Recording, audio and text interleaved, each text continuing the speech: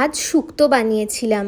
তো এটার জন্যে সবার প্রথমে গাজর একটু সেদ্ধ করে নিয়েছি, আলু, বেগুন, করলা, পেঁপে, বরবটি আর সর্ষে পোস্ত বাটা আর বড়ি। তেলটা গরম হলে বড়িগুলোকে দিয়ে ভালো করে ভাজা ভাজা করে নেব, দিয়ে ওটা তুলে রাখবো। তারপর ওর মধ্যে করলাটা দেব, দিয়ে করলাটা ভেজে আলাদা করে তুলে রাখবো। তারপর এক এক করে সব সবজিগুলো নেব। এখানে আমি পেঁপেটা আর আলুটা একটু আগের থেকে সেদ্ধ করে রেখেছি। দিয়ে এটা ভাজা হয়ে গেলে কিছুটা আমি পেঁপে আর আলুটাও এর মধ্যে দিয়ে হালকা হালকা ভেজে নেব। দিয়ে ভাজা হয়ে গেলে এটা সর্ষে পোস্তর যে ঘোল, সাথে এর মধ্যে হলুদ, নুন, লঙ্কা গুঁড়ো দিয়েছি, দিয়ে এটা নাড়াচাড়া করে নেব।